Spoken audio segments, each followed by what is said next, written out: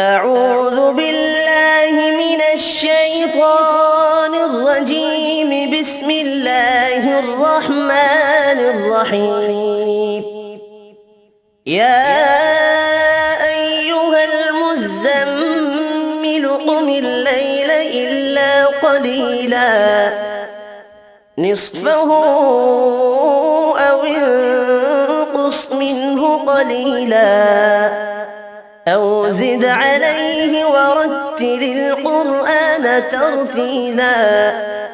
إنا سنلقي عليك قولا ثقيلا إن ناشئة الليل هي أشد وطئا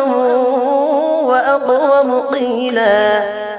إن لك في النهار سبحا طويلا واذكر اسم ربك وتبتل إليه تبتيلا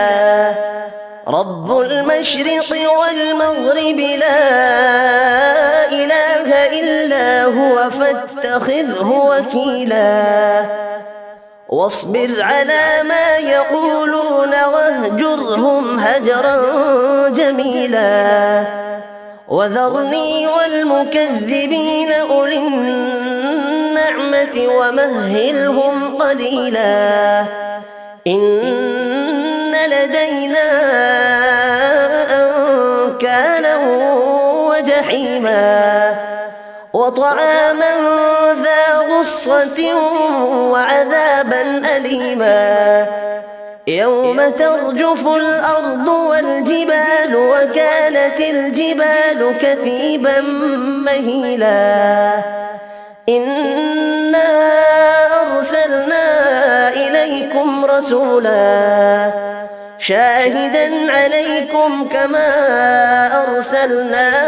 إلى فرعون رسولا فعصى فرعون الرسول فأخذناه أخذا وبيلا فكيف تتقون إن كفرتم يوما يجعل البلدان شيبا السماء منفطر به كان وعده مفعولا إن هذه تذكرة فمن شاء اتخذ إلى ربه سبيلا إن ربك يعلم أنك تقوم أدنى من ثلثي الليل ونصفه وثلثه وطائفة من الذين معك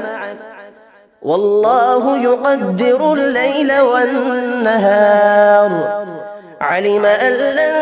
تحصوه فتاب عليكم فاقرؤوا ما تيسر من القرآن علم أن سيكون منكم مرضى وآخرون يضربون في الأرض يبتغون من فضل الله وآخرون يقاتلون في سبيل الله فاقرؤوا ما تيسر منه وأقيموا الصلاة وآتوا الزكاة وأقرضوا الله قرضا حسنا وما تقدموا لأنفسكم من خير تجدوه عند الله هو خيرا وأعظم أجرا واستغفروا الله إن الله غفور رحيم